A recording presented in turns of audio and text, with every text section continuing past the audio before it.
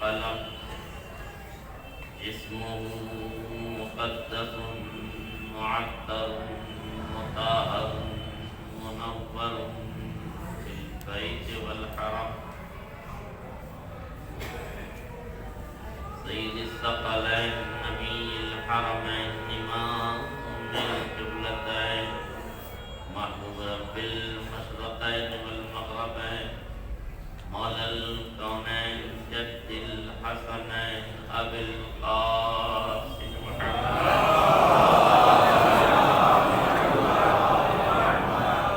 وعلى آل بيته الطيبين الطاهرين المعصومين المظلومين ولعنة الدائمة الباقية على أعدائهم أجمعين من الآن إلى قيام يوم الدين أما بعد فقد قال إمامنا الصادق عليه الصلاة والسلام أشهد أنك كنت نورا في الأصلاب الشامخة والأرحام المطهرة لم تنجسك الجاهلية بأنجاسها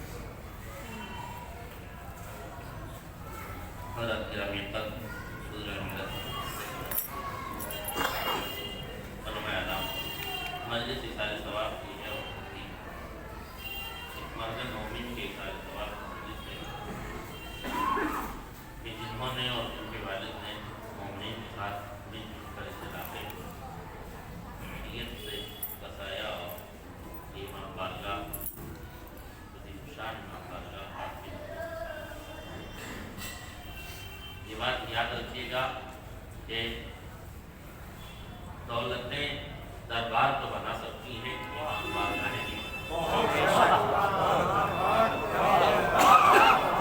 نہیں امام بارگاہیں دولتوں سے نہیں بنتی بلکہ اخلاص کی بنیاد پر اور جو شخص جو عمل کرتا ہے یہ نظام قدرت ہے کہ اس نے ہر روح کے لیے ہر کام نہیں رکھا ہر کام کے لیے ہر روح نہیں رکھی اور ہر روح کے ذمے ہر کام نہیں رکھا جن روحوں کو قدرت نے منتخب کیا تو بڑے بڑے کاموں کے لیے بڑی بڑی روحوں کا انتخاب کسی بڑے کام کے لیے چھوٹے موٹے کا انتخاب نہیں ہوا تاریخ کے پسند میں ایک لفظ کے مجھے بات آ گئی ہے کسی بڑے کام کے لیے کسی چھوٹے موٹے کا انتخاب نہیں ہوا اگر نگاہ رسالت نے بعنوان سیاست کبھی کسی کو بھیج بھی دیا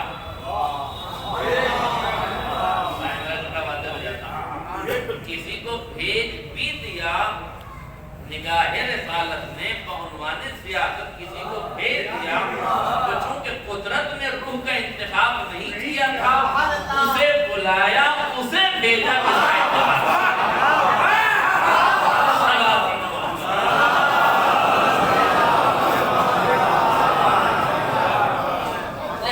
انتخاب روح جو ہے قدرت کے ہاتھ میں ہے کہ کس عمل کے لیے کس روح کا انتخاب کرتی ہے اور اس کی دلیل یہ کہ صادق آل محمد امام جعفر صادق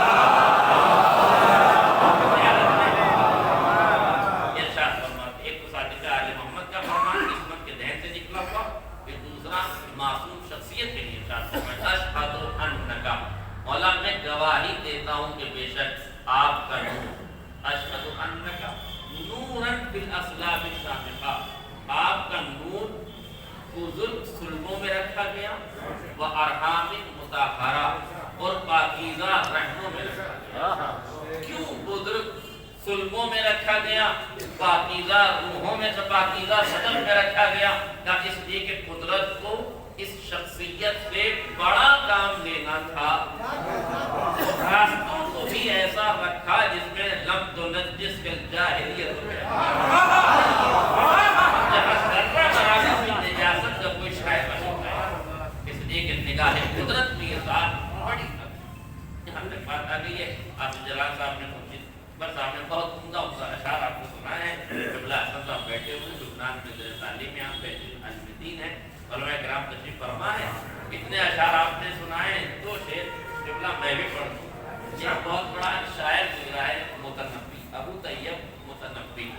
میں اس کی طرف جان نہیں چاہتا، وہ 18 سال کی عمر میں اتنا بڑا خطیب اور واعظ اور شاعر ہو گیا تھا کہ لوگ اس کی ترقی سے جلنے لگے، اور اس کا نام متنبی کے عنوان سے رکھی یہ لکھے کہ وہ نبوت کا دعوے دار تھا۔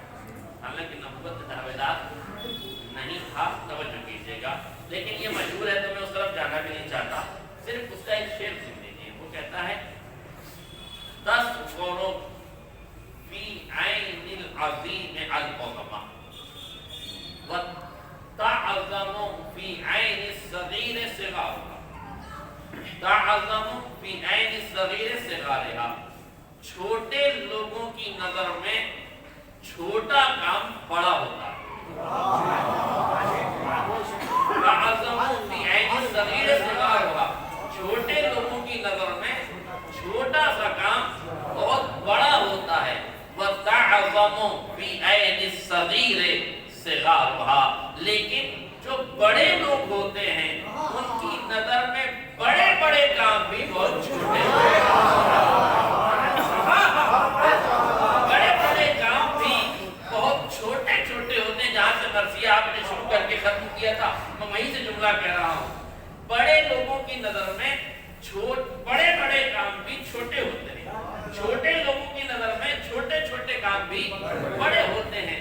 جس کربلا کے عظیم کارنامے کو انبیاء نے، اولیاء نے، اوصیاء نے، صالحین نے، صدیقین نے، شہداء نے بہت بڑا کارنامہ سمجھا تھا، اس کی کامیابی کے راز کے لیے حسین نے عصمت کے گھرانے میں 6 مہینے چلنے والے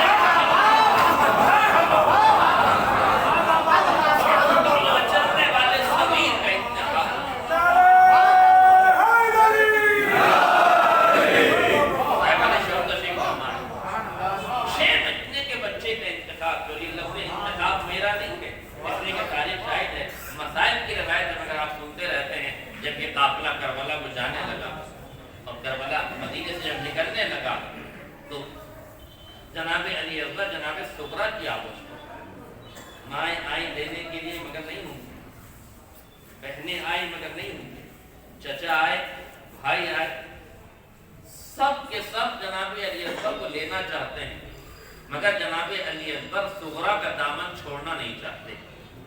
یہ کربلا کے صغیر ہیں کہ جہاں بچپن میں بھی اتنا شعور ہے کہ تنہائی میں کس کے ساتھ رہنا ہے، میدان میں کس کے ساتھ رہنا ہے۔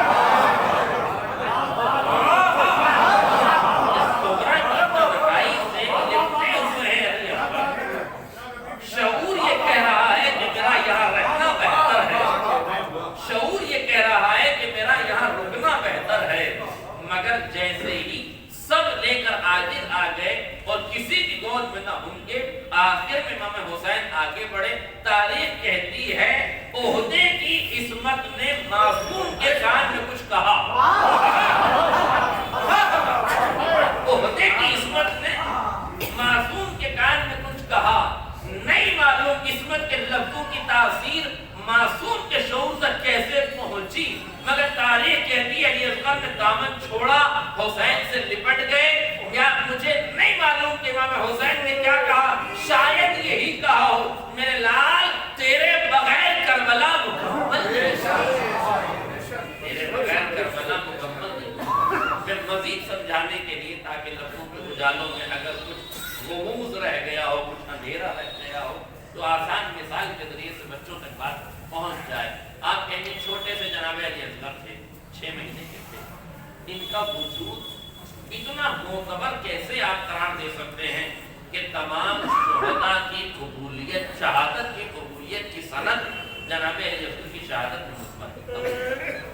دلیل کیا ہے؟ دلیل یہ توجہ کیجیے کہ ہم میں سے سبھی لوگ کسی نہ کسی سرکاری وبھاگ, ڈپارٹمنٹ یا کمپنیوں سے تعلق رکھتے ہیں, اور اگر کسی سرکاری وبھاگ سے کسی کمپنی سے تعلق نہ ہو تو میں سمجھتا ہوں انجمن سے تو سب کا تعلق ہوگا ہی. انجمن بازی ہٹا کے اگر انجمن سیاسی سماج میں ہوتی ہے,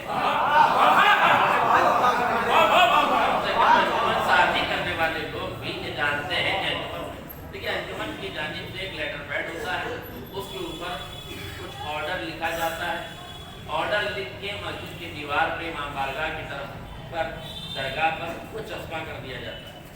یہ کیا ہے؟ یہ کمپنی کی طرف سے, انجمن کی طرف سے ایک آرڈر لسٹ ہے. یہ بتائیے اتنا بڑا ورقہ قابل قبول کب ہے؟ خالی آرڈر کی بنیاد پر یا آرڈر کے ساتھ دو چیزیں ہونا ضروری ہے, ایک مختصر سی مہر, ایک لکھنے والے کے دستخط.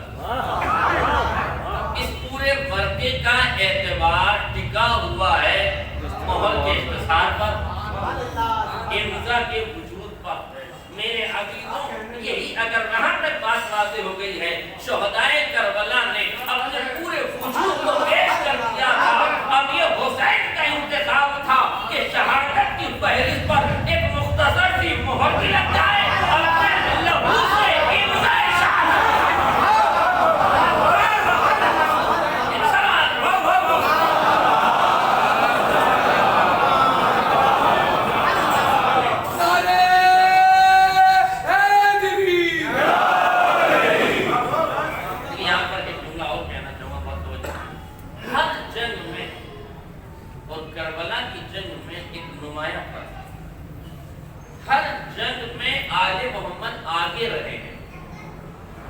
کربلا کی جنگ میں آل محمد پیچھے رہے ہیں,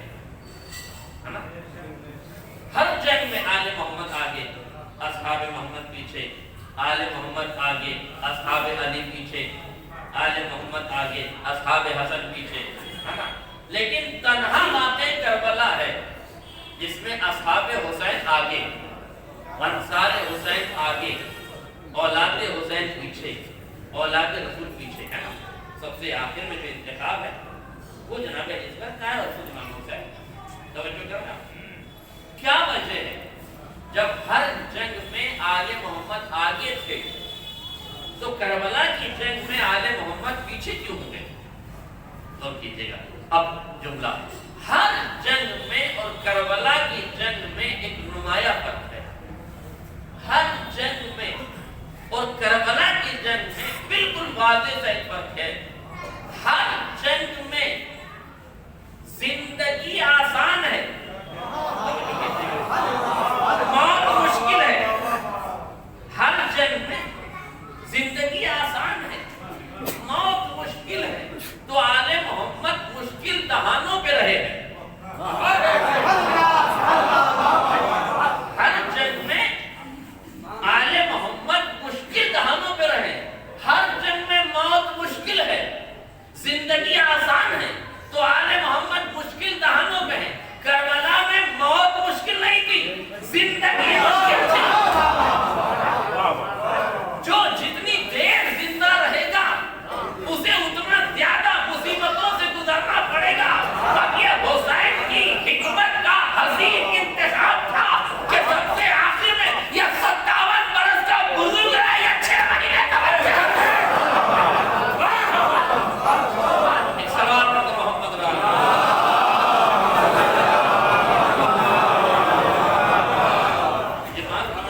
مسائل کی باتیں سے فضائل جو کچھ آتے ہیں یقین کی یہ کربلا میں جنگ کا منظر ہے. یہاں زندگی مشکل تھی, موت مشکل نہیں تھی. بہت توجہ, زندگی مشکل تھی, موت مشکل نہیں تھی. اسی مقام پر خود ابو طیب متنبی کا ایک شعر اور ہے, توجہ کیجیے. اذا كانت النفوس كبارا تعبت في مرادها الاجسام. جب انسان اپنے نفس میں بلندی چاہتا ہے تو اسے اپنے جسم کو تھکانا پڑتا. جتنا جتنا جسم کو تھکاؤ گے اتنا اتنا روح کو ارتقا پیدا. جسم کی طاقت کمال نہیں ہے، روح کی طاقت کمال ہے. جسم کی طاقت کے لیے نانے جوی کھائی جائے گی تو گھٹنیوں سے توڑ کے روٹی کھائی جاتی ہے، مگر جب روح کی طاقت دکھانا ہوتی ہے تو دو انگلیوں سے درخت کھائی جاتی ہے. قوت ہے وہ روح کی قوت، جو طاقت ہے وہ روح کی طاقت ہے. ابھی آصف بھائی پڑھ رہے تھے کہ ذات راہ جسم نہیں لے کے چلتا، ذات راہ روح کی مضمون محنت سے، روح کی پختگی چاہیے، روح کی قوت چاہیے. اور یاد رکھیے گا جملہ میں آپ کے سامنے کروں، جتنی روح بلند ہوتی ہے اتنا ہی قدرت کا انتخاب اس روح پہ جا کے ٹھہر جاتا ہے. روح کی بلندی، اچھا جس معیار کی روح ہوتی ہے قدرت اسی معیار پر اس سے ملاقات کرتا ہے. کسی کی روح کوہ طور کے لائق تھی تو کوہ طور پہ لے جایا گیا، کسی کی روح جلوہ نور کے لائق تھی تو جلوہ نور پہ بلایا. کہیں کوہ طور اور کہیں جلوہ، مگر ایک جملہ یاد رکھیے گا، جسے کوہ طور پہ بلایا تھی بھائی، جسے کوہ طور پہ بلایا اس سے جب گفتگو کی ہے، کلیم اللہ موسیٰ کو ضرور بنایا مگر آواز درخت میں پیدا کی، پھر بات کی. ڈائریکٹ قدرت نے بات نہیں کی، درخت میں آواز پیدا کی پھر بات کی. موسیٰ کو کوہ طور پہ ضرور بلایا مگر گفتگو کی تو درخت میں آواز. پروردگار نبی سے بات کرنا تھی، اس شجر کو وسیلہ کیوں بنایا؟ جس کے ہاتھ میں لکڑی کا عصا معجزہ ہو اس کی گفتگو کے لیے شجر تک محدودیت ٹھیک ہے.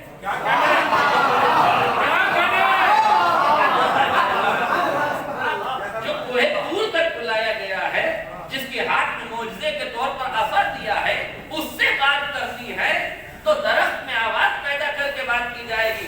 لیکن جس شخصیت کو بعنوان معجزہ قرآن دیا گیا ہے، فصاحت و بلاغت جس کا اعجاز قرار دیا گیا ہے، اس سے گفتگو کرنے کے لیے کم سے کم لہجہ نہج البلاغہ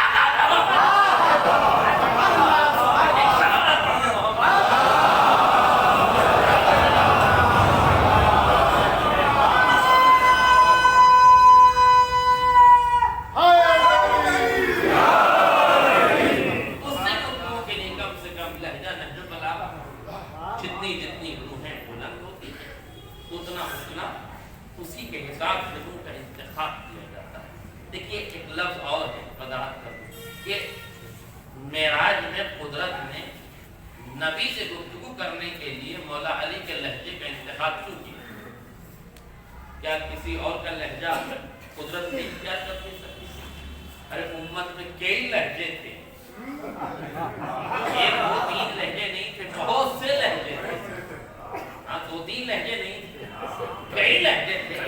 کسی کا لہجہ لے لیتا. پھر قدرت نے علی کا لہجہ کیوں لیا؟ دیکھیے شاید کچھ بات ہوئی، علی کا لہجہ کیوں لیا؟ دیکھیے محبتوں کے کچھ تقاضے ہوتے. ہمارے چاند فیضی بھائی بے پناہ محبت کرتے ہیں، تو یہ مجھ سے پوچھ رہے تھے کہ جملہ جب آپ آئیں گے تو آپ کے لیے کیا خاص ڈش بنائی جائے، کیا پکایا جائے. یہ محبت کے تقاضے کیوں؟ عالم آیا ہے میں پڑے گا چلا جائے گا، جو پکا ہے وہ کھا لے گا. یہ پوچھنے کی کیا ضرورت نہیں، مگر یہ محبت کے تقاضے ہوتے ہیں کہ جب بندہ آ رہا ہے تو اسے وہ پیش کیا جائے جو اس کا محبوب ہو. اس کی ضرورت سب سے زیادہ ہے. حالانکہ اس کے لیے ایک آسان جملہ میرا تھا کہ بھائی مجلس کے لیے آ رہے ہیں، نظر مولا کھا لیں گے. جیسے ذکر مولا ضروری ہے ویسے نظر مولا بھی ضروری ہے. آج کا جملہ واضح ہو جاتا ہے. ہمارے سماج میں حالانکہ اب تو معاملہ چاندہ الٹا ہو گیا، ذکر مولا میں آئے لوگ نہ آئے. اب یہ ہو گیا ہے کہ ذکر مولا ہو یا نہ ہو، نظر مولا کو پوچھ لیا جاتا ہے کہ بھائی نظر مولا حد میں تشریف.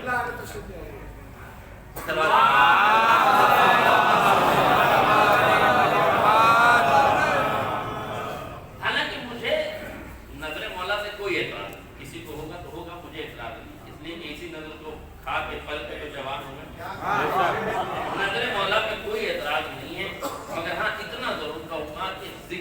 مولا اصل ہے، نظر مولا ذکر مولا کا صدقہ، ذکر مولا کا صدقہ۔ میں اپنے لفظوں کا صدقہ نہیں کہہ رہا ہوں، ذکر مولا کا صدقہ کہہ رہا ہوں۔ یہ تو کرم ہے کریم حسین کا کہ اس نے اپنے دسترخوان کو بچھا کے کہا جسے جس چیز کی ضرورت ہو وہ آ جائے۔ ذکر مولا روح کی غذا ہے، نظر مولا جسم کی غذا ہے۔ جسے جسم کی غذا چاہیے وہ بھی یہاں آ جائے، جسے روح کی غذا چاہیے وہ بھی یہاں آ جائے۔ اچھا ہوتا بھی یہی ہے، جسے ذکر کی غذا چاہیے ہوتی ہے، روح کی غذا چاہیے ہوتی ہے، وہ پہلے آتا ہے۔ جسے خالی جسم کی غذا چاہیے ہوتی ہے وہ کچھ تاخیر پہ آتا ہے۔ ایک صلوات پڑھا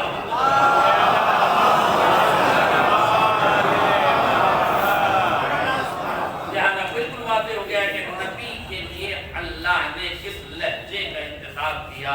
جب حبیب آ رہا ہے اس کے لیے وہ لہجہ جو سب سے زیادہ پسندیدہ تھا،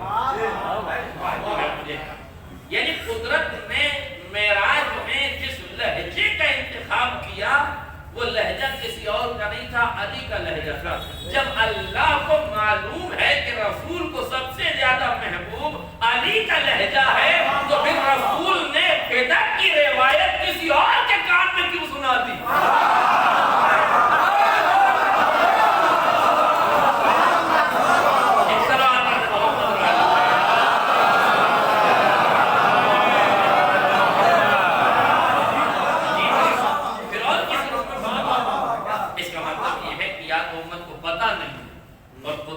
زمین پہ نہیں بتایا کہ رسول کی پسند کیا ہے، عرش اعظم پہ نبی کو بلا کے بتایا تاکہ دنیا میں لوگ چھپا بھی دیں تو کم سے کم آسمان پہ ہو تو نظر اٹھا اٹھا کے دیکھتے ہیں۔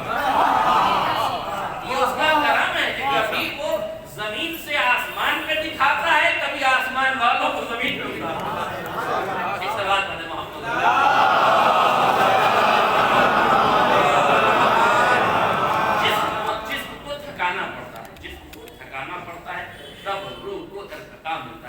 نوجوانوں سے میں گزارش کروں گا جسم کو تھکائیں ضرور، جسم کو بنائیں سنواریں جو چاہیں کریں، مگر جسم کو تھکائیے اس لیے کہ روح میں ارتقا پائے۔ شاید نماز کے اوقات قدرت نے ایسے ہی رکھے ہیں کہ جسم کی اوقات ٹھکانے آ جائیں، جسم کی اوقات ٹھکانے آ جائے اور یہ جسم کو اتنا تھکاؤ کہ روح کو ارتقا۔ اس لیے جو جم میں 2 گھنٹہ پسینہ بہاتے ہیں وہ 4 گھنٹہ بہائیں، کوئی مشکل بات نہیں ہے، مگر 4 گھنٹہ پسینہ بہا کے جسم کو سنوارا جائے گا تو کم سے کم 17 رکعت پڑھ کے روح کی سنوار، اس لیے کہ قبر میں جسم کو ایصال ثواب نہیں ہوگا،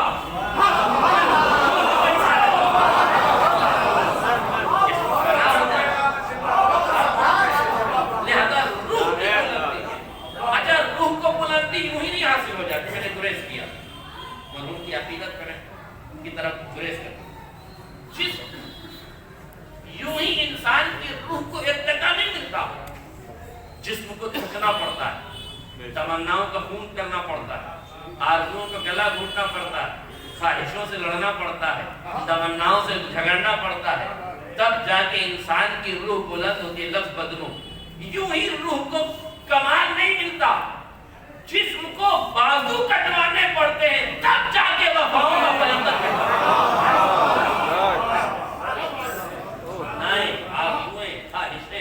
توجہ کیجیے گا۔ صاحبان شعور تشریف فرمائے، اردو سننے اور سمجھنے والے لوگ بیٹھے ہوئے ہیں۔ خود کا ہاتھ لے جانے فرض پر گیا، شیر کا ہاتھ قبضے شمشیر پر گیا، نگاہیں امامت کے چہرے پر ہیں۔ لفظ بدلو، غازی کی نظر امام کے چہرے پر، شجاعت کی نظر حکمت کی آنکھوں پر آنکھ کے ڈال لڑائے، حسین کے چہرے کو عباس پڑھ رہے ہیں، ایک لمحے کے لیے ہاتھ قبضے شمشیر پر ہے، مگر شمشیر پر قبضے پر ہاتھ ہے، دستے پر ہاتھ ہے، ابھی عباس شمشیر پر کب نہیں ہے، انتظار ہے امامت کے اشارے کا، نہیں توجہ کر رہے آپ، امامت کے اشارے کا انتظار ہے، حکمت کے اشارے کا انتظار ہے، عصمت کے اشارے کا انتظار ہے بہادر عباس مگر ادب کے سانچے میں ڈھلے ہوئے، حکمت کی نگاہوں کا انتظار کر رہے ہیں۔ مولا تلوار کیوں نہیں نکالتے؟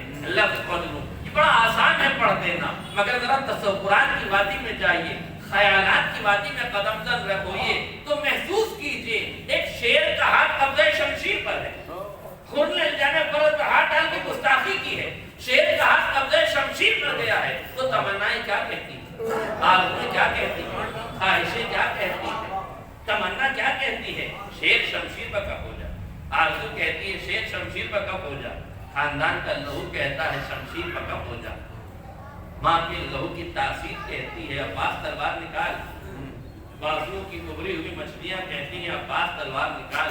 کتنی تمناؤں کے سمندر کا تلاطم ہے جو ذہن عباس میں گردش کر رہا ہے، مگر اللہ ایک بہادر ہے، غازی ہے، نمازی ہے، مجاہد ہے، مجتہد ہے، اپنے ہاتھ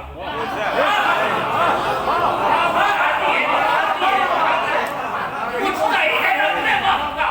مولا آپ اپنے لفظوں سے اشتہار کیجئے، دشمن نے حسین کی لجا میں فرق رہا ڈالا ہے، آپ کا ہاتھ قبضہ شمشیر پر ہے، آپ وہی مقام رکھتے ہیں جو علی رسول کے لیے رکھتے تھے، آپ اسی عظمتوں کے حامل ہیں۔ مولا تلوار نکالیے، تلوار نکالیے، خود کے سر و تن میں جدائی کر لیجئے، مولا تلوار کیوں نہیں نکالتے؟ کیا خاموش جس کا مر جائے وقت موجود ہوتا ہے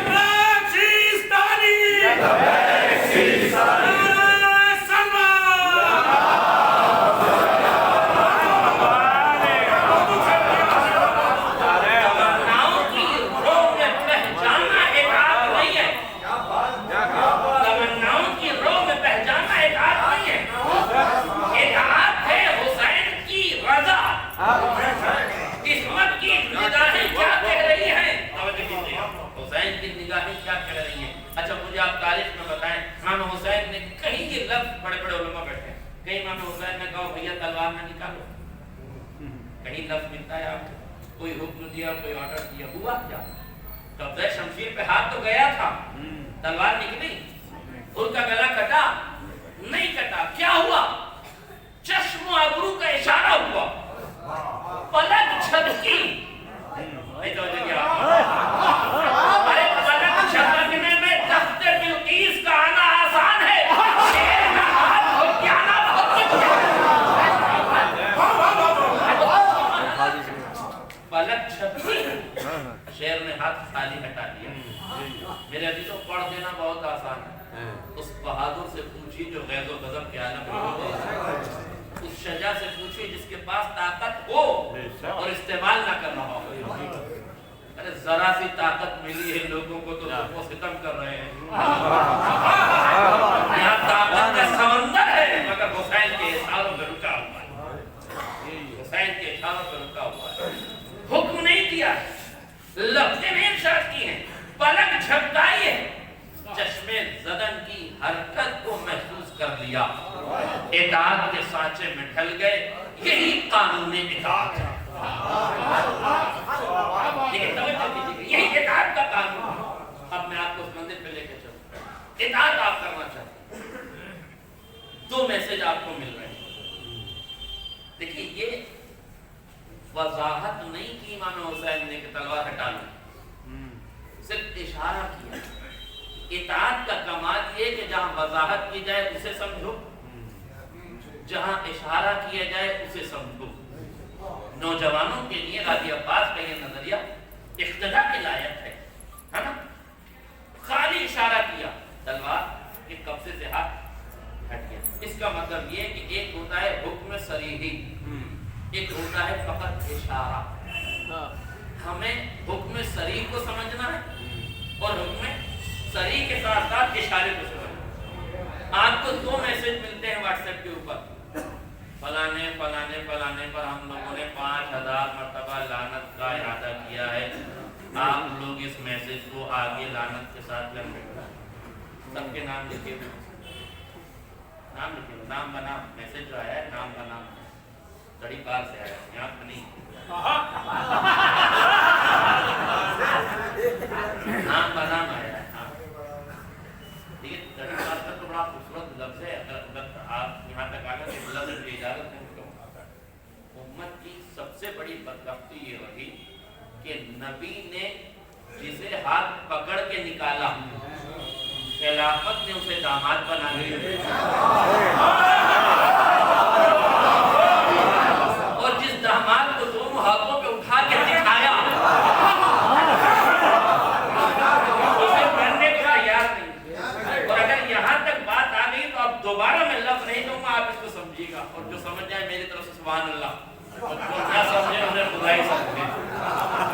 اس وضاحت کے ساتھ میں نہیں پڑھ سکتا. لفظ میں نے ایک بار کہا ہے, ایک بار آپ نے سن بھی لیا, دہلی میں پڑھ رہا ہوں, اس لیے زیادہ وضاحت نہیں پڑھ سکتا, صرف اشارہ سمجھیے گا. نبی نے جسے ہاتھ پکڑ کے نکالا, امت نے اسے لا کے تخت حکومت پہ بٹھا دیا. جسے دونوں ہاتھوں پہ بلند کیا, امت اسے خلیفہ ماننے کو تیار نہیں ہوئی. اب یہ دیکھو کہ جب جب چلا وطن کو آیا جائے گا کیا ہوگا.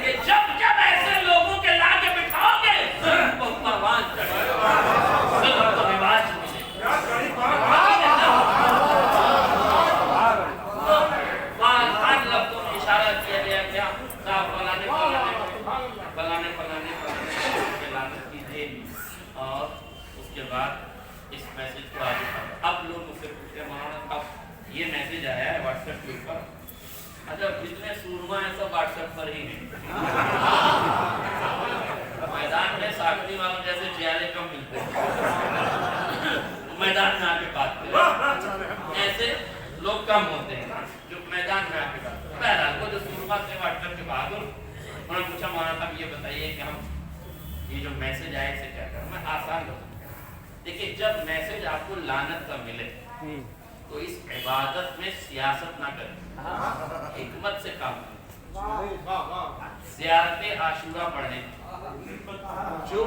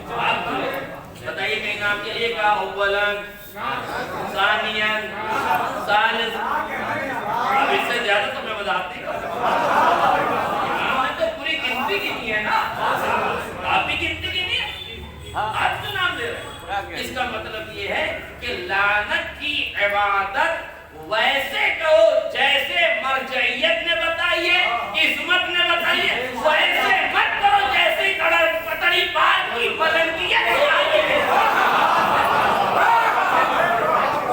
بلندیت کی بتائی ہوئی لعنت عبادت نہیں ہے, فساد ہے, فتنہ ہے. مرجعیت کی بتائی ہوئی لعنت عبادت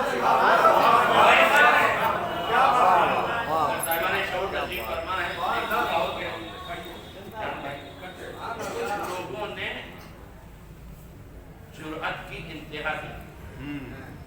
کچھ لوگوں نے یہ بھی لکھ دیا فلاں ابن فلاں پہ, حالانکہ وہ جو ابن کے بعد والا لفظ ہے وہ ہے ہی نہیں.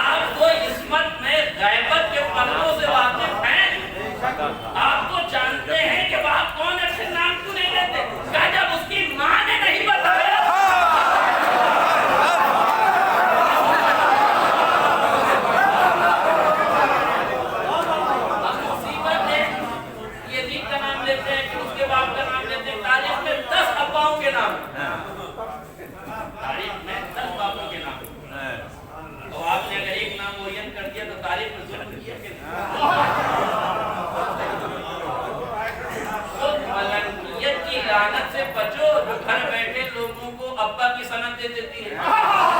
जिनके अब्बा का पता नहीं है उन्हें आप फला इतने फला कैसे लिख सकते हैं? ये बात नहीं, सलवार पड़ा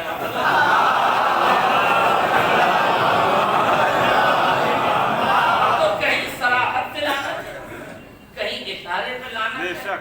इताअत का कमाल ये है कि हमेशा मुती और फरमाबरदार लफ्जों का मोहताज न रहे, नहीं तो क्या, बल्कि कहीं इशारे पे चले, कहीं लफ्जों पे चले। यहाँ कब्जा शमशीर पर हाथ है।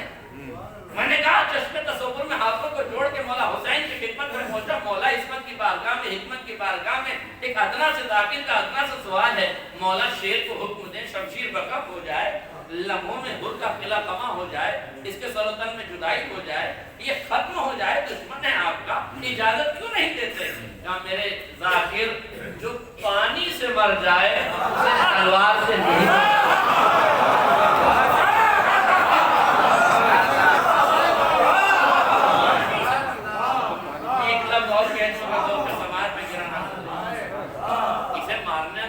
देने की जरूरत क्या है? ये अभी हमारे पीछे नमाज पढ़ के आया है, ये हमारे पीछे नमाज पढ़कर आया है, सजदेगा रख के नहीं, मुकम्मल हैयत के साथ पढ़ी है। हुसैनियत का पहला दीना ही ये है, ताजिर को मिंबर पे मत बिठाओ, ये देखो कि तुम्हारा हम मसलक भी हुआ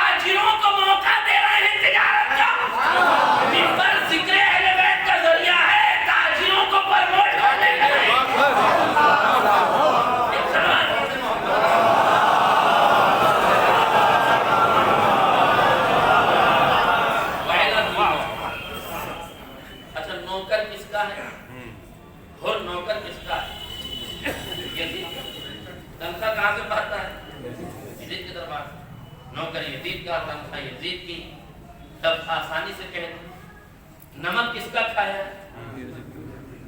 बोरियां भर के यजीदी सल्तनत ने एक जमाने तक हुर को नमक खिलाया, हुसैन ने पानी पिला के सारा नमक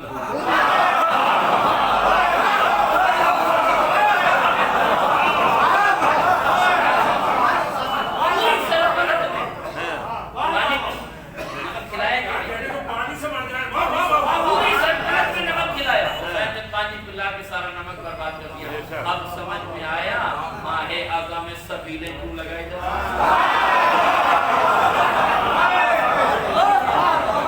शायद एक राजा सरबस्ता ये भी है, तुम साल भर वहाबी कंपनियों से टाटा का नमक खिलाते रहो, हम सबीले हुसैन से तशनगी बुझाएंगे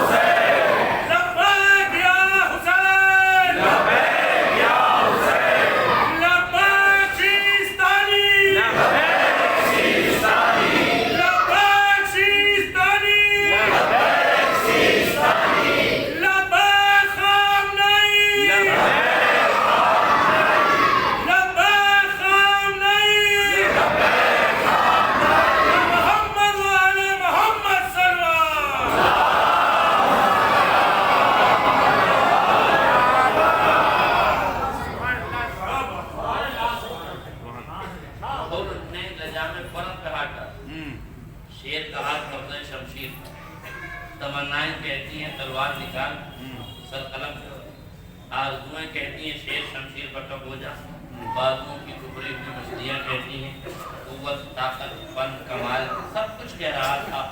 شمشیر فقط ہو جا، مگر شجاعت ہے کہ قسمت کی حکم کے سانچے پہ ڈلی ہوئی ہے، نگاہوں سے نگاہیں ڈلی ہوئی ہیں، میرے مولا کی رضا کس میں ہے، میرے مولا کی رضا کس چیز میں ہے، وہ اشارہ کریں تو شمشیر وقف ہو جائے، شیر وہ اشارہ کریں تو ہاتھ شمشیر پہ رہ جائے، خالی ہاتھ آ جائے۔ بہت آسان ہے پڑھ لینا، بہت آسان ہے سمجھ لینا، مگر اس بہادر سے پوچھئے جو تلوار کے سینے پہ سوار ہو اور اطاعت حکم امام میں واپس آ جائے، یہ کردار تاریخ میں دو ہی منزلوں پر ملے ہیں، یا علی کسی کے سینے پہ چڑھ کے اترے ہیں، یا عباس شمشیر کے سینے سے اترے۔ یہ کمال ہے۔ مولا آپ نے اجازت کیوں نہیں؟ لیکن غور کیجیے، میں نے لفظ تو کہہ دیا مگر ذرا لفظ کی نزاکت کہ اسی مقام پر عباس کو ایک سبق یاد کرا، اسی مقام پر عباس کو ایک سبق یاد کرانا ہے۔ دشمن نے حملہ کیا ہے، ہاتھ قبضہ شمشیر پر ہے، اس مرحلے کو عباس دیکھ لو، یہاں حر کو مارنا نہیں ہے، اس لیے کہ اس منظر کو پہچانو۔ آج تشنگی نے سیرابی کے قدموں پہ دم توڑ دیا، حر کی تشنگی نے حسین کی سیرابی کے قدموں پہ دم توڑ دیا ہے۔ اسے نہ مارو، رک جاؤ، یہیں سے یہ سبق یاد کر لو۔ کبھی تشنگی اس منزل پہ جا سکتی ہے کہ سیرابی کے قدموں میں دم ٹوٹ جائے۔ تمہارا کمال کردار یہ ہونا چاہیے کہ تشنگی اپنے ارتقا پر ہو، فرات کی ترائی میں گھوڑا ڈال کے کھڑے ہو، تشنگی کے سائے میں رہو، تو کمال یہ ہوگا کہ تشنگی نہ دم توڑے، سیرابی تمہارے رہوار کے قدموں میں دم توڑ دے، تب وفاؤں کا پیغمبر کہا جائے، اور توڑا کہ نہیں تشنگی نے، نہیں سیرابی نے، عباس کے رہوار کے قدموں میں دم توڑا ہے۔ چلوں میں پانی لیا، پانی لے کے پیا نہیں ہے، اور آپ کے چہرے پہ مارا ہے۔ یہ تاریخ نے لکھا ہے کہ عباس کا ہاتھ میں یہ چلو بھر پانی نہیں تھا، فرات کو چلو بھر پانی میں عباس میں اور ایسا پانی تو پانی کا کسی غازی نے اتارا ہی نہیں، جیسا پانی پانی کا عباس غازی نے اتارا۔ دلیل یہ ہے کہ آج تک اسی قبر کا طواف کر رہا ہے، مگر شرمندگی اتنی ہے کہ چھوڑ کے جاتا نہیں۔ اس سوال میں محمد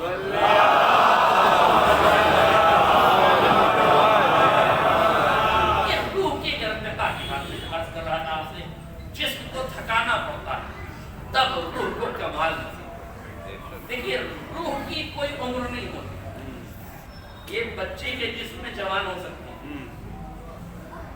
اور بوڑھے کے جسم میں بچکانا ہو سکتی ہے، نہیں سمجھ گیا، کیونکہ روح کی کوئی عمر نہیں ہے، لہذا روح ہر عمر میں اپنا کمال دکھانے کو تیار۔ پتہ کیسے چلے کہ بچے کے جسم میں روح جوان ہے اور بوڑھے کے جسم میں روح بچوں والی ہے؟ کہ یہ تو میدان میں پتہ چلے گا یا میدان میں دیکھو گے کہ بچہ 6 مہینے کا ہے مگر تیر سے مسکراتا ہے، غار میں دیکھو گے کہ بزرگی ہے مگر صاحب کی سرسراہٹ سے ہوتا ہے، کہیں جسم بوڑھا ہوتا ہے روح بچوں جیسی ہوتی ہے، کہیں جسم بچوں کا ہوتا ہے مگر روح جوانوں کا ہوتا ہے۔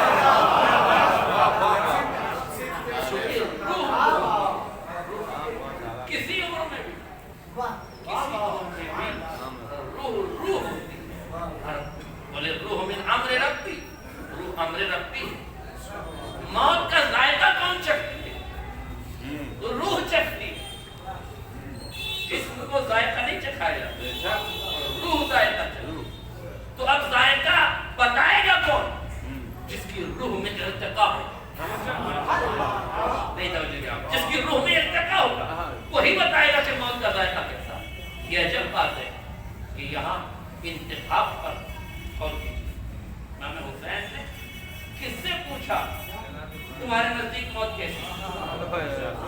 जनाब कासिम रूह की बात कर रहा हूँ, इससे जनाब कासिम 13 बरस के बच्चे, 18 बरस के बच्चे से जवान से क्यों नहीं पूछा? 32 बरस के कड़िया जवान जनाब कासिम से नहीं पूछा? और मोहम्मद से क्यों नहीं पूछा? और कीजिए और किसी शहीद से क्यों नहीं पूछा? बहुत सी वजूहात है, मैं सारी वजूहात पर नहीं जाना चाहता, समेट रहा हूँ अपने दामन। क्यों जनाब कासिम से पूछा? लेकिन करबला को समझिए मेरे, हुसैन की निगाहे इंतखाब कासिम पे जाके ठहरी है। तुम बताओ मौत कैसी है? ये और आगे चल के मैं बताऊंगा कब पूछा, कहाँ पूछा। अभी तो सिर्फ ये समझ लीजिए कि क्यों पूछा। क्यों पूछा? तब बनी उमैया के नमकखारों ने इमाम हसन की शुजाअत को दागदार कर दिया था, ये कहकर कि नाउज़ बिल्लाह इमाम हसन ने डर के सुलह कर ली थी।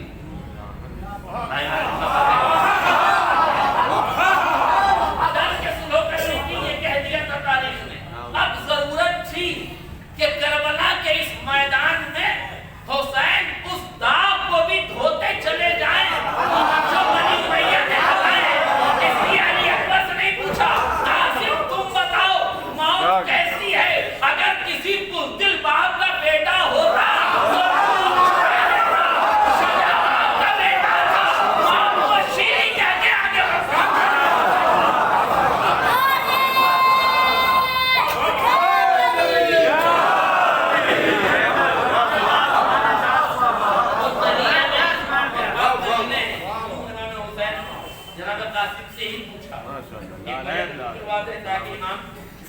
कि जो सीरत को किरदार को दागदार किया गया था, ये सहरा में जवाब सदा का सहरा नहीं होगा, तारीख के सीने पे रकम होगा।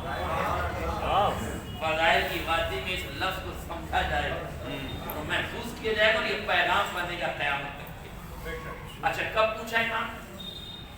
मदीने में भी तो साथ थे ना कासिम, मक्के में भी साथ आए, वादी अजीब में भी साथ थे, मंजिल सालबिया पर भी साथ थे, यहाँ तक कि करबला भी साथ आ गए। 2 मुहर्रम को भी साथ है, 5 मुहर्रम को भी साथ है, 7 मुहर्रम को भी साथ है, 9 मुहर्रम को भी साथ है। तब पूछा 10 मुहर्रम को पहला हमला हो गया, असहाब शहीद हो गए, अंसार शहीद हो गए। जब आले मोहम्मद की बारी आई तब पूछा अब बताओ तुम्हारे नजदीक मौत कैसी है? ये मेरे तवज्जो नहीं किया आपने। मैं एक तरह का मजाक कर रहा हूँ अपने दोस्तों के लिए, बच्चों के लिए, सिर्फ तमसील के तौर पर दिखा रहा हूँ, मैं कहीं और की बात नहीं करता, अपने यहाँ 28 सफर शब्द में हमारे यहाँ आग का मातम होता है, रात में 12 बजे, दिन भर हम बच्चों को पूछते हैं, 6 साल 8 साल 10 साल के बच्चे, हाँ भैया खंदक में उतरोगे? ये उतरेंगे मौलवी साहब। खंदक में उतरोगे? आग का मातम करोगे? हाँ उतरेंगे। ये दिन भर 10 12 15 बच्चे तैयार रहते हैं, आग में उतरेंगे। आग में इरादे में इसमें इलाज नहीं है, इरादे में कुव्वत है, बातों में कोई कमी नहीं है, बड़ी बड़ी बातें उतरेंगे उतरेंगे। मगर जब यही शब्द में आग के करीब जाते हैं, भड़कते हुए शोले, दहकते हुए अंगारे, आग की शिद्दत, आग की हिद्दत देखते हैं तो बहुत से तो चले जाते हैं, बहुत से रुक जाते हैं। मेरी समझ में ये नहीं आ रहा है कि जो दिन भर से कह रहा था कि जाऊंगा वो जाता क्यों नहीं?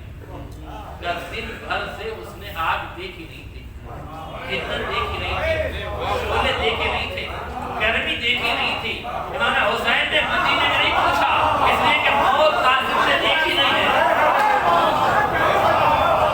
जब करबला में 3 बरस गए, तलवारें चल गई, खून की नदियां बह गई, पुश्तों के पुश्ते लग गए, लाशों के अंबार लग गए, आले मोहम्मद का नंबर आ गया, असहाब शहीद हो गए। अब ये बात पर्दे राज में नहीं है कि मौत क्या है, मौत के शोले भड़क रहे हैं, खून की नदियां बह रही हैं। कासिम अब बताओ तुम्हारे नजदीक मौत कैसी है? अब बताओ तुम्हारे नजदीक मौत कैसी है? अल मौत इतनी अहला मिन अल असल, मेरे नजदीक मौत शहर से ज्यादा शीत। क्या कहा? शहर से ज्यादा शीत।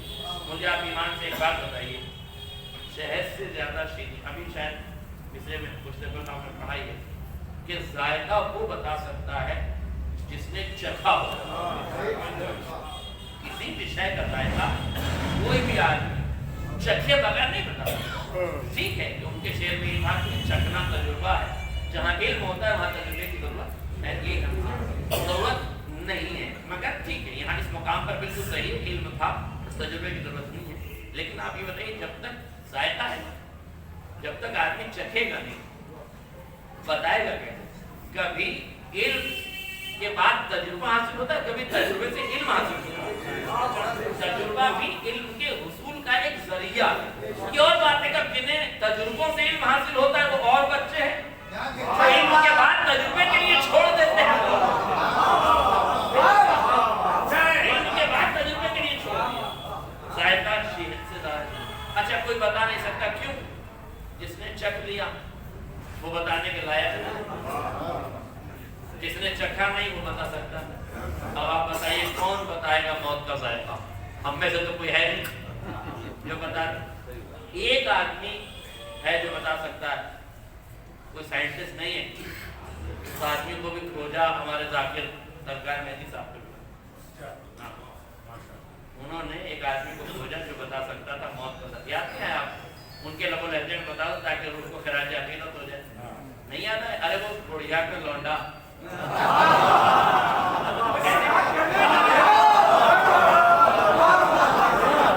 ابھی یاد نہیں آ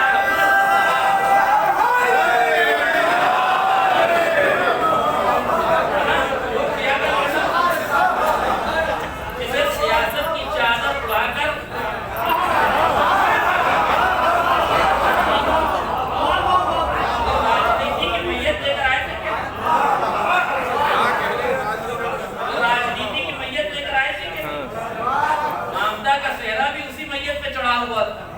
وہ بھی سیاست کے چکر میں آ گئی تھی. یاری نماز پڑھا دیجیے, یاری نماز پڑھا دیجیے, بعد میں مجھے اس کو نہیں پڑھنا ہے. پڑھا دی علی نماز. کیا ہوا؟ جو آئے تھے زندہ لے کے وہ تو بھاگ گئے. بڑھیا کھڑی رہی علی کے آستانے پر. اب تم کیوں کھڑی ہو جاؤ؟ جو موت دے سکتا ہے وہی حیات دے سکتا ہے. اگر یہ سیاست میں موت دے سکتا ہے تو میری عقیدت میں حیات بھی دے گا. اچھا دشمن کو بھی جس پر اعتبار آ جائے اسے علی کہتے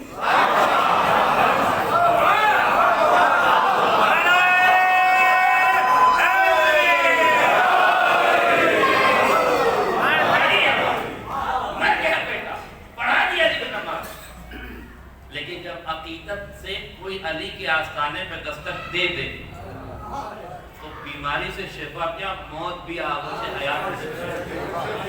کم سے کم بڑھیا کے واقعے کو سمجھ کے ہی علی والوں کو چاہیے کہ آنے شانے کانوں کے پاس جانے سے پتہ نہیں کہاں کہاں تاکہ پنڈوں کے چکر میں روکے پھرتے. ایک صاحب تو وہاں پہنچ گئے, ایک صاحبہ وہاں پہنچ گئی کہ جہاں ایک بابا بیٹھے ہوئے تھے. بابا بیٹھے ہوئے تھے نالی کے پاس. پوچھا ہم نے کہ یہاں کیوں علامہ جوادی محمد فرماتے ہیں. میں نے پوچھا کہ یہاں کہنے کہ یہ بہت پہنچے ہوئے بابا ہیں. کہا جی ان کا پہنچنا میری تو ابھی تو یہ نجاست کی انتہا پر بھی نہیں. نالی کے اوپر ہے, پہنچیں گے تو جب جب یہ نیچے آ جائے گا. یہ صاحبان تطہیر کے ماننے والے اگر نجاستوں سے شفا یابی طلب کرنے لگے, زندگی بھر بڑھیا کا واقعہ سننے کے بعد بھی کسی بڑھیا کے سمجھ میں نہ آئے, کم سے کم اب تو سمجھ میں آنا چاہیے. علی کے آسانے پہ کھڑی رہی کہ نہیں؟ یہ زندہ لائے کہ زندہ, کتنا کانفیڈنس تھا اس کو علی, یہ زندہ لائے کہ زندہ لے کے جاؤں گی. سیاست میں مرا ہے لیکن اب عقیدت میں زندہ ہوگا. بڑھیا کا اعتبار یہ بتا رہا ہے کہ علی پہ اعتبار کر کے تو دیکھو. یہ موت سے حیات میں لے آتے ہیں کہ جائے کہ بیماری سے شفا نہیں ہوتی. اچھا یہاں تک بات آ گئی تو سمیٹتے ہوئے سمجھاؤ کہ موت اور حیات ہے کیا؟ یہ بھی کوئی اس واقعے کو سیکھ لے. کیا موت اور کیا حیات؟ کسے موت کہتے ہیں کسے حیات کہتے ہیں. تو زیادہ دور کے فلسفے والی باتیں نہیں کر رہا ہوں کہ موت کا فلسفہ کیا ہے, حیات کا فلسفہ کیا ہے, فلسفہ کیا ہے. بہت آسان زبان میں سمجھا رہا ہوں.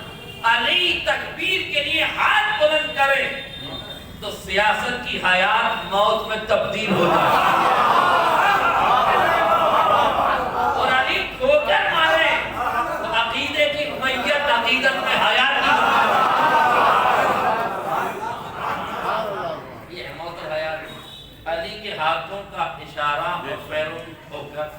اس سے زیادہ کچھ موت و حیات نہیں ہے۔ کسی کو ڈر لگتا ہو موت کو، علی والوں کو نہیں لگتا۔ ایک سلام پڑھنے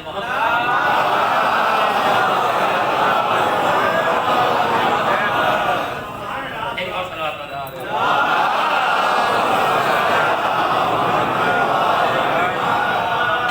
جس نے چکھ لیا وہ بتا نہیں سکتا، جس نے چکھ لیا وہ بتا نہیں سکتا، جس نے نہیں چکھا وہ کیسے بتائے؟ اس سے پوچھو کہ موت کا ذائقہ کیسا ہے۔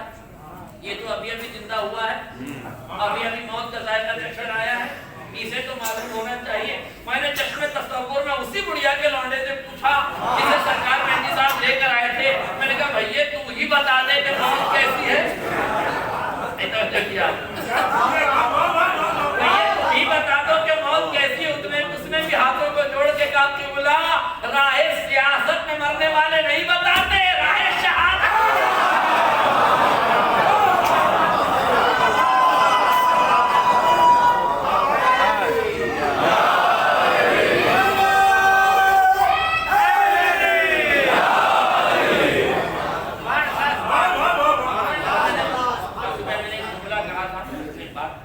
دلیل سے تقویت دے دوں تاکہ کسی ذہن میں غبار نہ رہ جائے۔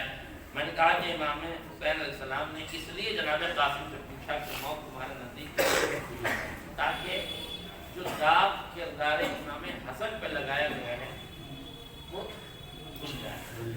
کوئی کہہ سکتا ہے کہ قبلہ آپ کے پاس لفظوں کا سرمایہ ہے، جملوں کی ترکیب ہے، خطابت ہے، لفاظی ہے، آپ کہیں کا کہیں جوڑ دیتے ہیں، کہیں سے کہیں موڑ دیتے ہیں۔ کیا ربط ہے اس بات کا کہ اس لیے امام نے پوچھا؟ قسم خدا کی یہ بات، یہ دعویٰ میرا دعویٰ ہی رہ جاتا اگر جناب قاسم نے کربلا کے میدان میں امام کے پوچھے گئے سوال کو دلیل کے طور پر اپنے رجز میں ضم نہ کیا ہوتا۔ دیکھیں رجز دو طرح کے، آج میں بڑی معذرت کے ساتھ عرض کر رہا ہوں، رجز دو طرح کے۔ ایک رجز وہ ہیں جو کربلا والوں نے پڑھے ہیں، ایک رجز وہ ہے جو ہمارے شعراء کرام نے ان سے پڑھوائے ہیں۔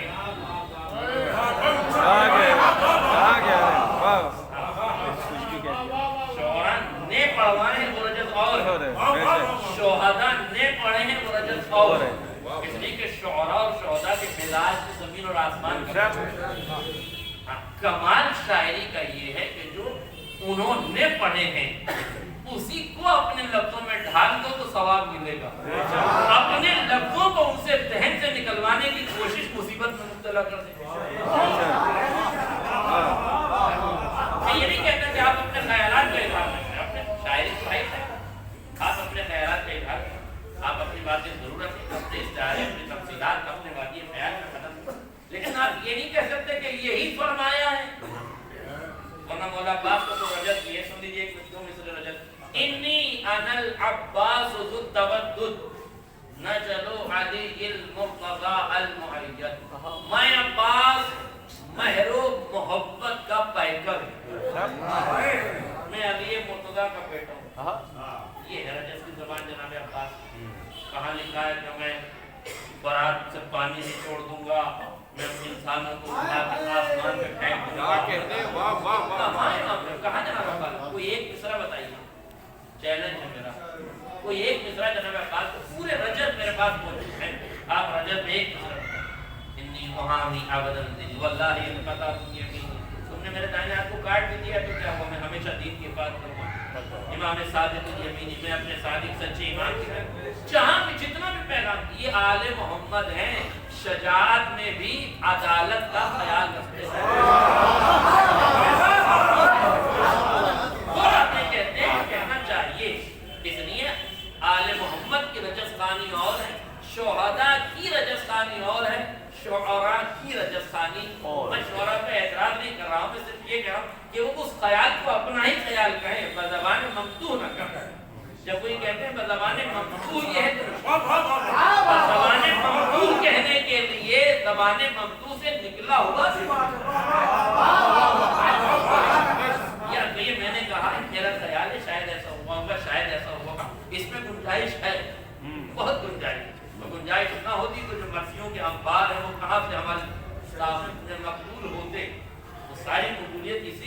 وہاں انہوں نے یہ نہیں کہا کہ معصوم نے ایسا کہا، خیالات ہیں، ورنہ جب تک یہ مسافت شباب صاحب نے، جب آپ اس کے مصرے پڑھیں گے تو محسوس کریں گے کہ آل محمد یہ کلام نہیں کر سکتے، مگر شاعر نے بھی یہ نہیں کہا کہ آل محمد نے کہا، انہوں نے مظلومیت کا اظہار اپنی جانب سے کیا، اور سمجھ رہے ہیں جہاں میں، یا جب جس دم نگین خاتم پیغمبر آ گیا، اگر اس میں جناب زینب کے بین تو آپ سمجھیں گے تو مظلومیت کم اور مجبوریت زیادہ دکھائی دے، مگر وہ ان کے لفظوں میں اگر یہ کہا جائے کہ انہوں نے ایسا کہا تو آپ مجبوریت کا اظہار کرا رہے ہیں، مگر آپ یہ کہتے ہیں کہ نہیں میں سمجھتا ہوں کہ ایسا کہا ہوگا تو مظلومیت کا اظہار ہے، فرق زیادہ نہیں ہے، ظاہر ہے پولیس راہ سے گزرنا ہے، شاعر ہو، خطیب ہو، واحد ہو، کوئی بھی ہو، یہ فرق ہے کہ بہت آسان نہیں یہاں بیٹھ کے پڑھ دینا، تاریخ رفتیں یہیں سے گزری، یہاں وقت ان میں احساس ہو، اگر احساس ہی بک جائے تو آدمی تیاگی تو ہو ہی جاتا ہے،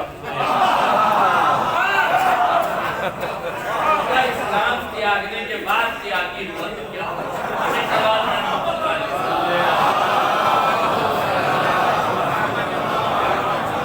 مگر ایک جملہ میسج کے طور پہ یہ کہنا چاہوں گا، وقت خوری کی انتہا ہے، یہ اس کا مطلب ہے کہ ابتدا وہیں سے ہوتی ہے اور وہیں تک جاتی ہے، وقت خوری کی ابتدا یہ ہے کہ انتہا انسان دین، قرآن، مذہب سب پیش دیتا ہے، میں یہ کہہ رہا ہوں کہ انہوں نے شروع کیا ہے اس آخرت کو دیکھ کے بھول جائیں،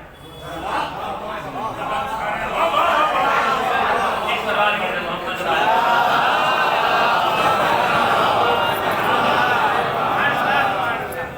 تو جناب قاسم کا رجت آپ غور فرمائیے، جناب قاسم میدان جہاد میں پہنچے، ایک لمحے میں وضاحت کر دوں، جو فوج ہے کربلا میں وہ کہاں کی ہے؟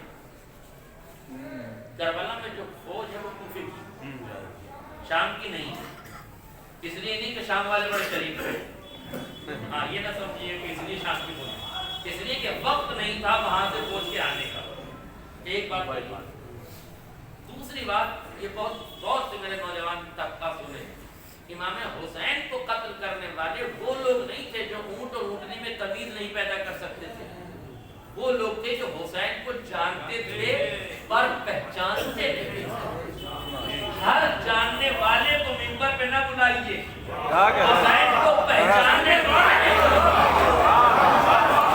اس لیے کہ جو جان کے منبر پر آئے گا وہ ہاتھ نہیں کھولے گا، جو پہچان کے آئے گا وہ سب کچھ لٹا دے گا، جو جان اور پہچان کا، حسین کے قاتل وہ نہیں تھے جو بالکل میرے جاہل ہو، میرے اونٹ اور اونٹنی میں تمیز ہو، بلکہ وہ لوگ تھے جو جانتے تھے، یعنی ایسا نہیں ہے کہ جاہلوں نے قتل کیا ہے، قتل کیا پڑھے لکھوں نے، پڑھا لکھا ہونا کمال نہیں ہے، ادھر آنا کمال ہے،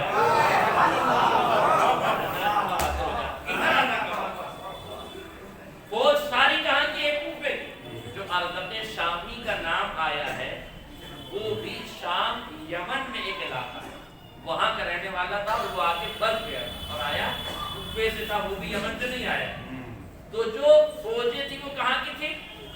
وہ توجہ سے میں یہ مقدمہ کیوں بنا رہا ہوں تاکہ بات کو آپ کے اذہان عالیہ تک پہنچا دیں، اس علت کو سمجھیے، کربلا حکمتوں کا خزانہ ہے، یہ اور بات ہے کہ ہم نے بہت سی چیزیں مسائل نہیں سنی، وہ مسائل تو اپنی جگہ ہے لیکن ان مسائل میں بھی فضائل کا سمندر ہے، کیوں پوچھا نہیں کہہ رہا تھا، امام حسن پر جو داغ لگا تھا اسے دھو دیا جائے، دلیل کیا ہے؟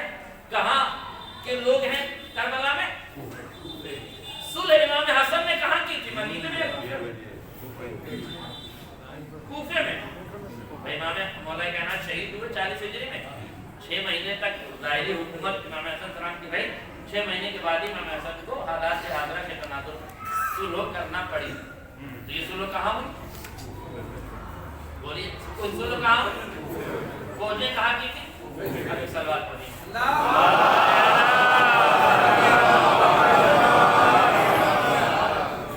اب میرے دعوے میں جناب قاسم پہنچے میدان جہاد، میدان جہاد میں پہنچنے کے بعد بہادر کا کام یہ ہے کہ تلوار کو نکالتا ہے، تلوار کی زبان بولنے سے پہلے اپنی زبان سے اپنے خاندان کے فضائل پڑھتا ہے، یہ تلوار کی زبان بعد میں بولے گی، ہمارے لفظوں کی تلوار پہلے چلتا ہے، آپ نے فرمایا ان تنصرونی انا ابن الحسن،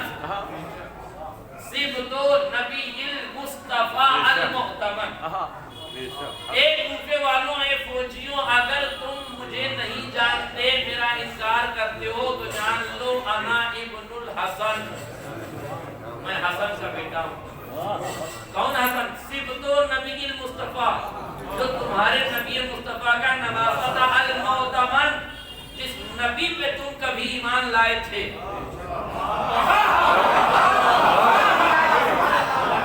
اگر ہمارے عقیدہ کے چکر میں نہ لائے ہو اور محمد کی محبت میں ایمان لائے ہو تو یہ معتمد کا صیغہ سمجھ لو، جس پر تم ایمان لائے ہو۔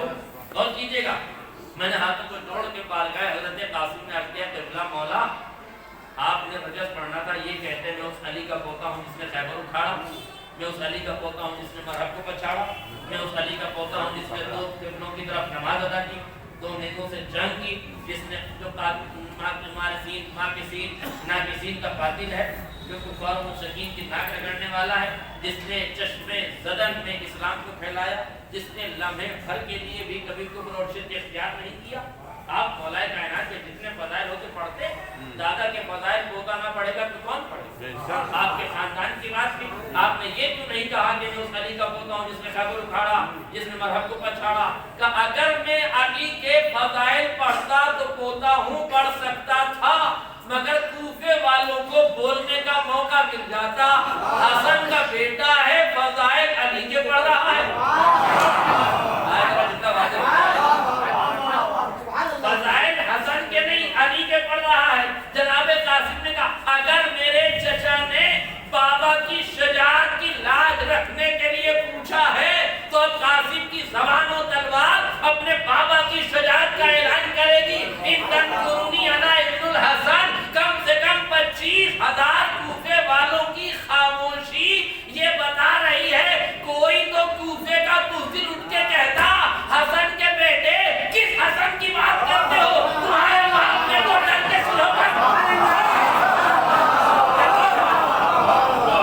25,000 کوفے والوں کی خاموشی، حسن کے بیٹے کا گرجدار لہجے میں رجز خانی کرنا، حسن کے فضائل پڑھنا، اس بات کی گواہی ہے کہ 25,000 کوفے والے یہ جانتے ہیں بزدلی کوفے کی ماؤں کی بزدل جبی اولادوں نے کی ہے، فاطمہ کے لال نے۔ ایک سلام پڑھنے محمد اللہ۔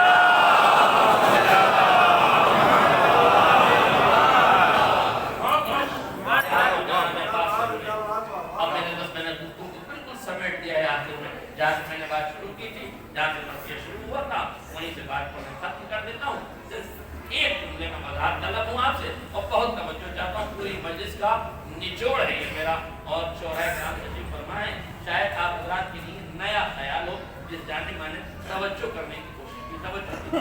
جناب قاسم نے کہا موت میرے نزدیک شہد سے زیادہ شیریں ہے۔ دیکھیے جب بات کربلا میں اٹھی ہے، جب سوال کربلا میں ہوا ہے تو علم اور تجربے سے یہیں سے ثابت کرنا پڑے گا۔ علم نے بتا دیا ہے، تجربے سے اظہار کرنا پڑے گا۔ مجھے آپ کے مصرے سے مدد مل گئی۔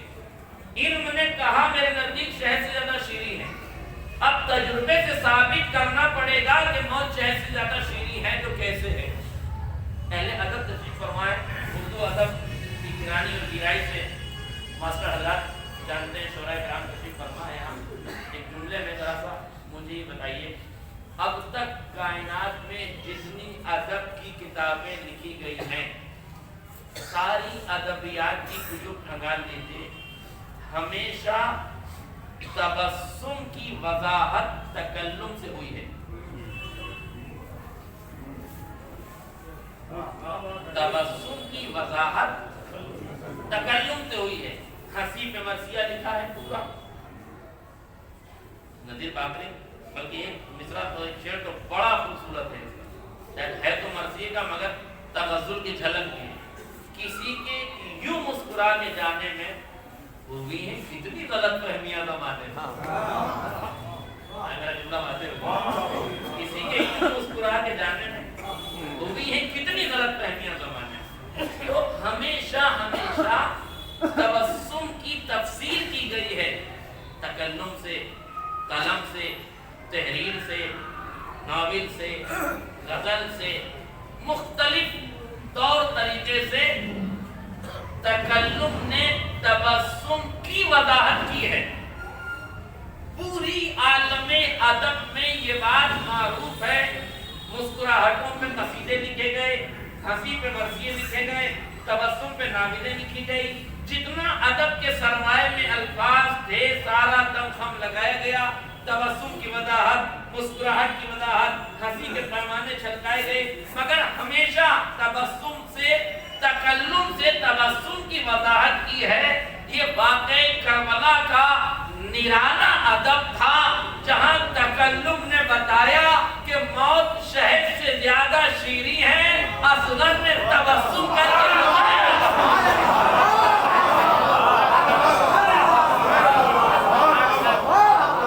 भैया तुम बयान दे के चले जाओगे कि मौत शहद से ज्यादा शीरीं है। बाबा ने पूछ भी लिया, आपने बता भी दिया, मगर दुनिया को पता कैसे चलेगा कि मौत शहद से ज्यादा शीरीं है। तो तकल्लुम तुम करो, हम जाते जाते खाली मुस्कुरा देंगे, दुनिया को शहद से शीरीं होना समझ में।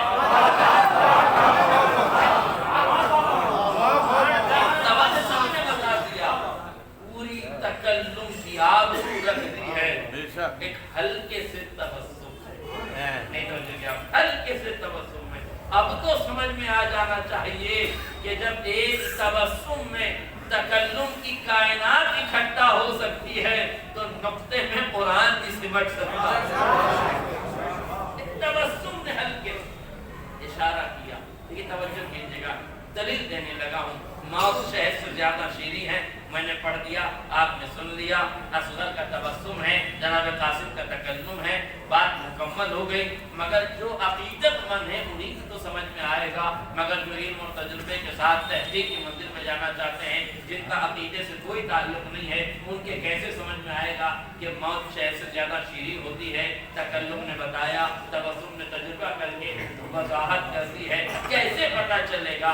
ज्यादा दूर जाने की जरूरत नहीं है, आप भी तजुर्बे से ये इल्म हासिल कर सकते हैं। अपने घर जाइएगा, कोई छोटा सा बच्चा जो दूध पीने वाला है, उस बच्चे के लबों पे कोई कड़वी सी चीज रखिएगा, वो मुंह बनाएगा, रोएगा, मचलेगा। उसी बच्चे के लबों पे थोड़ा सा शहद लगा दीजिएगा, मुस्कुराने लगेगा, तबस्सुम करने लगेगा। अली असगर यही तो कह रहे थे, भैया कासिम बोलवाला ने तो 3 भाग का तीर जहर में डुबो के कड़वा किया था, पर हम मुस्कुरा इसलिए दिए ताकि तुम्हारे तकल्लुम की लाज भी रह जाए, शहादत को जायका भी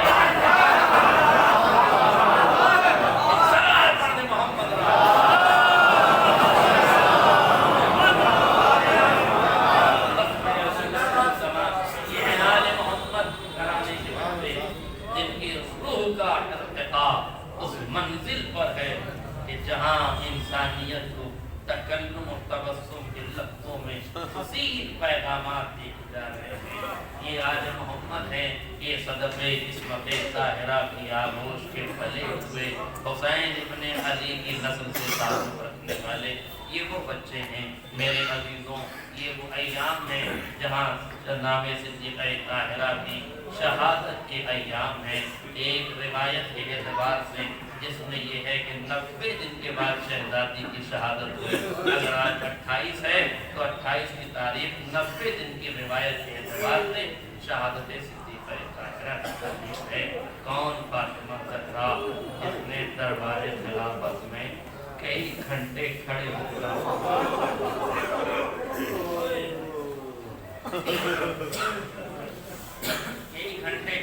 अपना हक मांगा।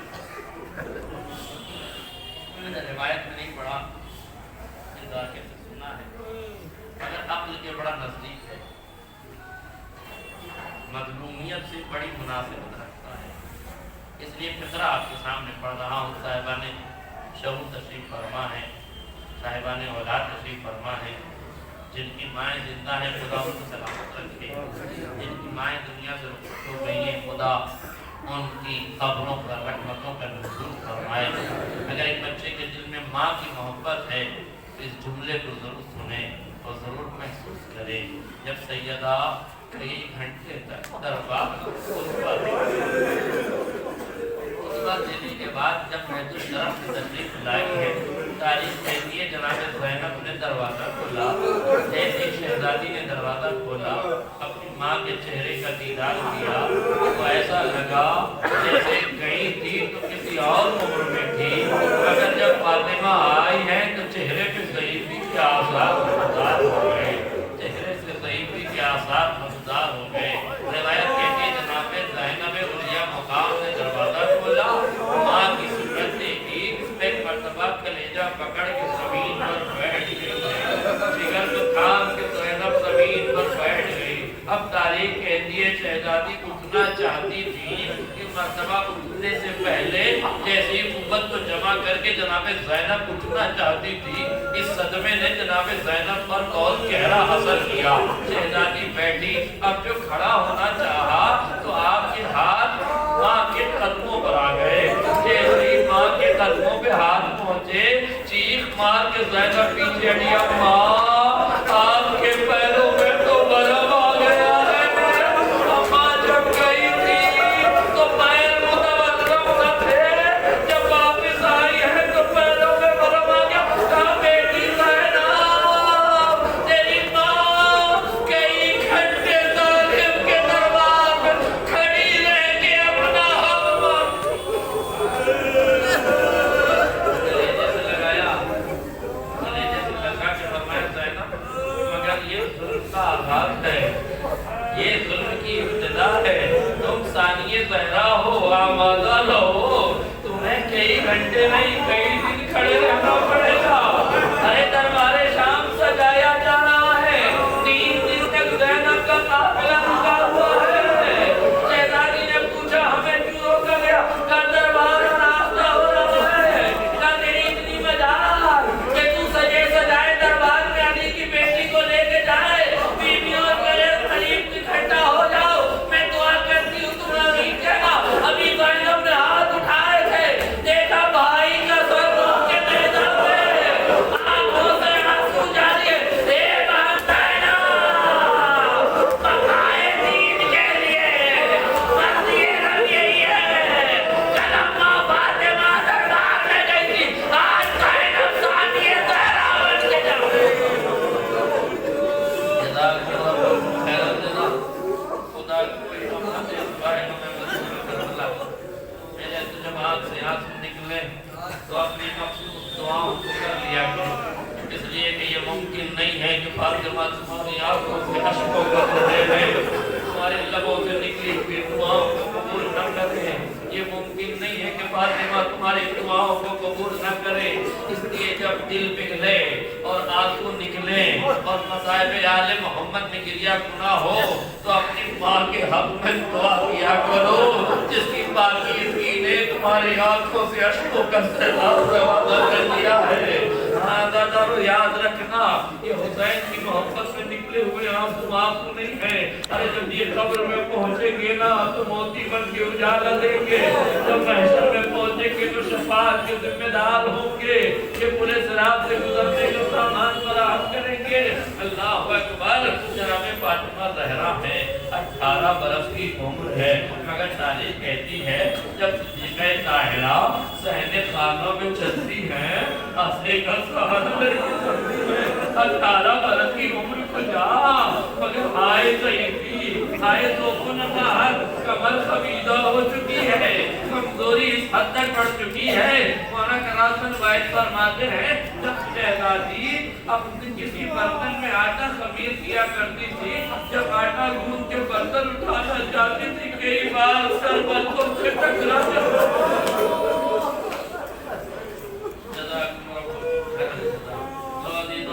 جناب فاطمہ میں کتنے مسائل پڑھے. محمد اصفہانی ایک بہت بڑے عالم، بہت بڑے اپنے زمانے کے مرجع جنہیں علیہ الفاظ بھی کہا جاتا ہے، ان کا ایک عجیب کو بڑی طویل عریض مرثیہ ہے جس میں پہلے انہوں نے شہزادی زہرا کے فضائل پڑھے ہیں، اس کے بعد مسائل کے اشعار ہیں۔ تو فرماتے ما اصابہا من المصاب مفتاح بابی حدیث الباب، کوئی کائنات کی مصیبت ایسی نہیں ہے جو دروازے حضرت زہرا پہ آ کے نہ کھڑی ہو گئی۔ ان حدیث الباب ذو شجون، ہر دروازے کی باتیں دل کو توڑ دینے والی۔ ماں جنت پہ یہ دول قوم جو جنایت کار ہاتھوں نے انجام دیا، آگ لکڑیاں لے کے دشمن دروازے پہ۔ اب تاریخ کی فکر سے یہ روایت کہتی ہے، شفیع نے کہا، ظالم نے کہا فاطمہ گھر کا دروازہ کھولو ورنہ ہم گھر کو آگ لگا دیں۔ صحیح کتابوں کی روایت میں فاطمہ زہرا نے فرمایا، صدیقہ طاہرہ نے فرمایا کیا اس گھر کو آگ لگا دیں؟ اس میں رسول کے چھوٹے چھوٹے بچے ہزاروں ہوتے کہنے والے تھے ہاں ہوتے ہیں تو بات کریں ہم گھر کو آگ لگا دیں گے۔